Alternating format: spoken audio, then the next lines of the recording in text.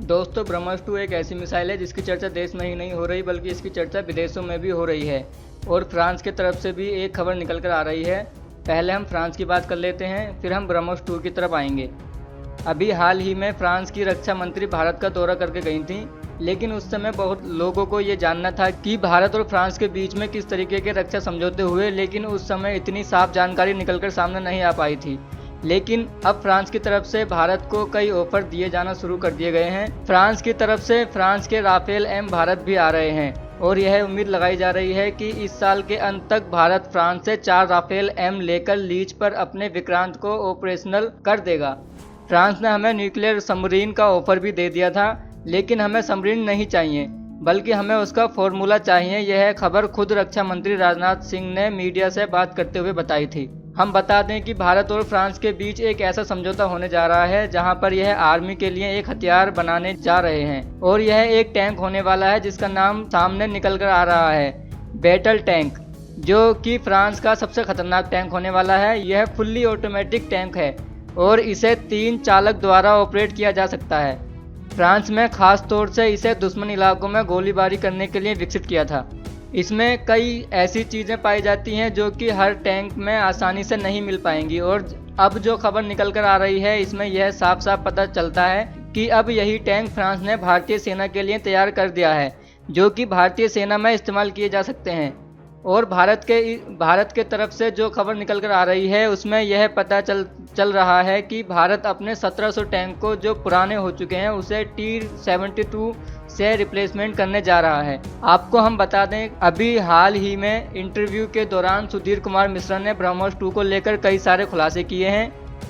आपको हम यह भी बताते चलें कि सुनील जी कौन हैं।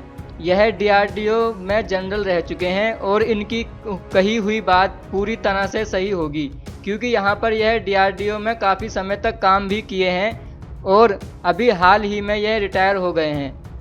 आपको हम यह भी बता दें कि ब्रह्मोस को लेकर सुधीर जी ने अपनी तरफ से यह कहा कि कोई भी दुनिया में ऐसा काउंटर मीजर नहीं है जो कि ब्रह्मोस को रोक सके, क्योंकि आपको पता होगा जब से भारत में S-400 डिफेंस सिस्टम आया है तब से ही इस तरीके के सवाल बहुत ज़्यादा उठने लगे हैं कि यहाँ पर S-400 ब्रह्मोस को बीट कर पाएगा या नहीं कर पाएगा। इस सवाल का जवाब भी इन्होंने साफ साफ दे दिया है। इसमें इन्होंने बोला है कि S-400 ब्रह्मोस को रोकने में कैपेबल नहीं है, क्योंकि इसकी स्पीड जो है वह काफ़ी तेज़ है और यह सुपरसोनिक स्पीड से मार करती है और इसका फ्लाइट एल्टीट्यूड भी काफ़ी कम है। सुधीर जी ने हमें आगे बताया कि दुनिया की मेजर कंट्रीज ब्रह्मोस पर स्टडी कर चुकी है और हर ताकतवर देश यही कोशिश में लगा हुआ है कि वह किसी भी तरीके से पता लगा ले कि भारत के ब्रह्मोस को कैसे रोक सकता है और ब्रह्मोस का कैसे तोड़ निकाल सकता है। लेकिन हम उनको बता दें कि ऐसा कर पाना आसान नहीं है और अभी तक कोई भी देश ऐसा कर नहीं पाया है। यहाँ पर सुधीर जी ने बताया है कि अगर कोई देश एक ब्रह्मोस को रोक भी लेगा लेकिन उसके ऊपर से 2 ब्रह्मोस दाग दी जाए तो वह फिर इससे नहीं रोक पाएगा। मान लीजिए एक ब्रह्मोस उसने रोक ली और अपनी पूरी ताकत लगाकर, लेकिन जब तक वह दूसरी ब्रह्मोस को रोकने की कोशिश करेगा तब तक उसका काम लग चुका होगा। उन्होंने खुद अपने बयान में कहा कि इसका रडार सिस्टम किसी चिड़िया की तरह दिखाई देता है और 26 सेकंड मिलता है इसको मार गिराने के लिए और इन्हीं 26 सेकंड में दुश्मन को इसे रोकना और दुश्मन इसे रोकेगा या फिर अपनी जान बचाकर भागेगा, ये आप खुद ही बेहतर समझ सकते हैं। उन्होंने यह भी बोला कि आने वाले 10 सालों तक ब्रह्मोस का तोड़ किसी भी देश के पास नहीं होने वाला है। ब्रह्मोस की ताकत का अंदाज़ा आप यहीं से लगा सकते हैं जब हमारा पड़ोसी देश पाकिस्तान के राष्ट्रपति आरिफ अलवी भारत के हाइपरसोनिक क्रूज मिसाइल ब्रह्मोस 2 से डर जताया था। मिराज एयरक्राफ्ट के पाकिस्तानी वायुसेना में 50 साल पूरे होने पर आयोजित कार्यक्रम में शरीक हुए पाकिस्तानी राष्ट्रपति ने कहा कि भारत ने ब्रह्मोस 2 मिसाइल बनाई है। इस मिसाइल की स्पीड 8.5 मैक है, मतलब आवाज़ की रफ्तार से 8.5 गुना ज़्यादा तेज ब्रह्मोस मिनट के अंदर पाकिस्तान में प्रवेश कर सकता है। इसलिए हमें अपने स्वघोषित दुश्मन के खिलाफ डिफेंस को मजबूत बनाने की ज़रूरत है।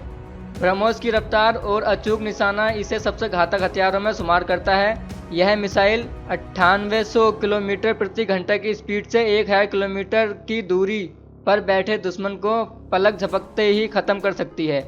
इसे किसी भी युद्धपोत, पनडुब्बी, लड़ाकू विमान या जमीन पर मौजूद मोबाइल लॉन्चर से भी दागा जा सकता है। यह दुनिया की पहली मिसाइल भी है जिसे जल, थल और नभ तीनों जगहों से फायर किया जा सकता है। ब्रह्मोस क्रूज मिसाइल को रूस की एनपीओ मशीनोस्टोयेनिया और भारत के रक्षा अनुसंधान एवं विकास संगठन डीआरडीओ ने संयुक्त रूप से विकसित किया है। यह रूस की P-800 ओमकिस क्रूज मिसाइल की प्रौद्योगिकी पर आधारित है। ब्रह्मोस मिसाइल का नाम भारत की ब्रह्मपुत्र और रूस की मस्कवा नदी पर रखा गया है। भारत और रूस सुपरसोनिक क्रूज मिसाइल ब्रह्मोस के नए वेरिएंट को बना रहे हैं। नई मिसाइल दुश्मन देश के अवाक्स system, airborne early warning and control वाले प्लेन को मार गिराने में कारगर होगी। अवॉक्स सिस्टम को उसके साइज और वजन के हिसाब से भारी और मध्यम श्रेणी के विमानों के ऊपर लगाया जाता है। इसकी मदद से विमान के अंदर बैठे ऑपरेटर्स एक निश्चित दूरी तक हवाई जहाज़ों और मिसाइलों की उड़ान पर नज़र रखते हैं। वहीं दूसरी तरफ लखनऊ में भी कई तरीके के आयोजन हुए, जिसमें से ये भी शामिल है। राजधानी में बन रहे ब्रह्मोस निर्माण केंद्र से नई जनरेशन के ब्रह्मोस मिसाइलों का निर्माण होगा। डीआरडीओ के सिस्टम मैनेजर रोहित सिंह के मुताबिक ये मिसाइलें वजन के लिहाज से ज़्यादा हल्की और आकार में छोटी होंगी, लेकिन मारक क्षमता ज़्यादा होगी। इसके चलते तेजस और छोटे एयरक्राफ्ट भी 3 ब्रह्मोस मिसाइलें लेकर उड़ सकेंगे, जबकि पुरानी मिसाइलें एक एयरक्राफ्ट में केवल एक ही लग पाती है। सरोजनी नगर के अमोसी में ब्रह्मोस मिसाइल निर्माण केंद्र और डीआरडीओ लैब का रक्षा मंत्री राजनाथ सिंह ने शिलान्यास हुआ। इस दौरान आयुध प्रदर्शनी भी लगी, जिसमें ब्रह्मोस मिसाइल के साथ अत्याधुनिक parachute, bullet proof jacket, anti mine infantry boot, carbine, glacier clothing, synthetic life jacket, Gaganyaan, naval bomb, radome और ब्रेक पैराशूट जैसे युद्धक साजो सामान का प्रदर्शन हुआ। डीआरडीओ की ऑर्डिनेंस फैक्ट्री से जुड़े डॉक्टर विश्व रंजन दास के मुताबिक ग्लेशियर क्लोथिंग में उल्लेखनीय काम हुआ है। ग्लेशियर में करीब 20,000 फुट तक जो कपड़े और टेंट 2.5 साल तक ही काम करते थे, अब वो 5 साल तक काम कर सकेंगे। ग्लेशियर पर अल्ट्रा वायलेट किरणों से काफ़ी नुकसान होता है, लेकिन नए तरह के कपड़ों पर इसका असर काफ़ी कम होगा। यही नहीं, डीआरडीओ ने ऐसा थर्मस भी बनाया जिसमें -40 से 50 डिग्री सेल्सियस पर भी पानी नहीं जमेगा। डॉक्टर विश्व रंजन दास ने प्रदर्शनी में लगे सिंथेटिक लाइफ जैकेट की खासियत बताते हुए दावा किया कि इस जैकेट को पहनने वाला 90 किलो तक का एक आदमी डूबेगा नहीं। आयुध प्रदर्शनी में गगन यान का भी प्रदर्शन किया गया। विशेषज्ञों के मुताबिक वर्ष 2023 में अंतरिक्ष अभियान होना है। उसमें अंतरिक्ष यात्री जिस कैप्सूल में बैठकर उतरेगा, उसे समुद्र में सुरक्षित गिराया जाएगा। इसका एक ट्रायल वर्ष 2014 में हो चुका है। हालांकि उस दौरान यान में कोई अंतरिक्ष यात्री नहीं था। अगले अभियान में अंतरिक्ष यात्री भी यान में होगा। प्रदर्शनी में दिखाए जा रहे नेवल बम का निर्माण भी डीआरडीओ की यूनिट कर रही है।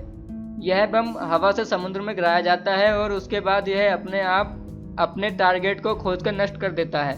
रेडार, टैंक, बम बारूद और अन्य आयुध साजो सामान पर अत्यधिक ठंड, गर्मी और बरसात का कोई असर न हो, इसके लिए रेडोम काफ़ी उपयोगी होता है। युद्धग्रस्त स्थान से दूरी पर इग्लू आकर के इस अस्थायी ढांचे में सारे आयुध, उपकरण और हथियार रखे जाते हैं। वहीं MiC-29 और MiG-21 विमानों के साथ तेजस और Su-30 एयरक्राफ्ट में इस्तेमाल होने वाले ब्रेक पैराशूट का भी प्रदर्शन हुआ। ब्रह्मोस 2 की ताकत का अंदाज़ा भारत को भी है और भारत के दुश्मनों को भी है। यह बात वह लोग अच्छे से जानते हैं कि भारत के पास ब्रह्मोस 2 आ जाएगा तो भारत जिसे चाहेगा पल भर में बर्बाद कर देगा। आपको इस बारे में क्या लगता है? आप अपनी राय हमें नीचे कमेंट बॉक्स में लिखकर ज़रूर बता सकते हैं। तो दोस्तों, हमारे इस वीडियो में हमने आपको बहुत सी बातें बताने की कोशिश की। अगर आपको हमारी ये कोशिश अच्छी लगी हो तो प्लीज़ लाइक करें इस वीडियो को, और इसी तरह की और जानकारी पाने के लिए सब्सक्राइब करें हमारे चैनल को। जितना हो सके इस वीडियो को शेयर करना ना भूलें। हम अपने इस चैनल द्वारा आपको दुनिया भर की अनोखी बातें बताते रहते हैं, जिन पर आपने कभी ध्यान नहीं दिया है, लेकिन वो आपसे बहुत कुछ कहना चाहती हैं। धन्यवाद। हम फिर मिलेंगे एक और इंटरेस्टिंग टॉपिक के साथ।